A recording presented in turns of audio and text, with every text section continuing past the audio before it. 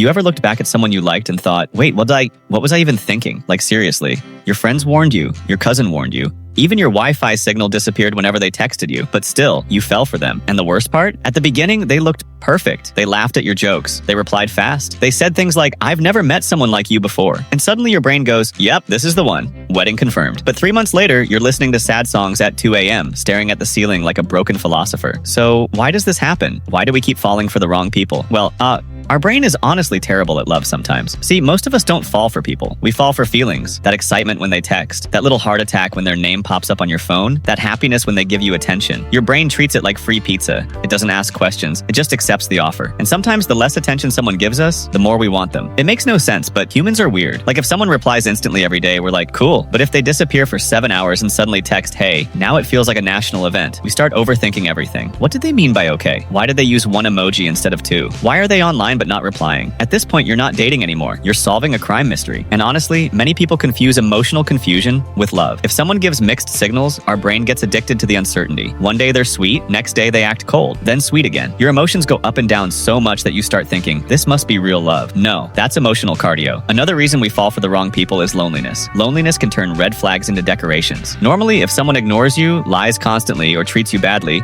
you'd walk away. But when you're lonely, suddenly your standards disappear faster than fries at a family dinner. You start saying things like, well, maybe they're just busy. Maybe they didn't mean it. Maybe they'll change. Meanwhile, the person is giving you stress for free every single day. And let's be honest, sometimes we don't even like the person. We just like the idea of them. We imagine future conversations, future trips, future matching profile pictures. Meanwhile, the actual person can't even communicate properly. Your imagination starts doing all the work. It's like ordering food because the picture looked amazing and then getting disappointed when it arrives. Another huge reason? We ignore obvious signs because attraction is powerful. A person could literally say, I'm toxic, and somehow people still reply, at least they're honest. No run. Attraction can make smart people act incredibly dumb. You can be intelligent in every area of life, good at studies, work, solving problems. But the second you like someone, suddenly your brain turns into mashed potatoes. And social media makes this even worse. Now everyone looks perfect online. Cute selfies, romantic captions, matching outfits, couple goals. But nobody posts the real arguments. Nobody uploads videos saying, hey guys, today we ignored each other for 6 hours over something stupid. Relationships online look like movie trailers. Real life is the behind-the-scenes footage. And because of this, people chase fantasy instead of reality. They want someone exciting all the time, someone perfect, someone magical. But healthy love is usually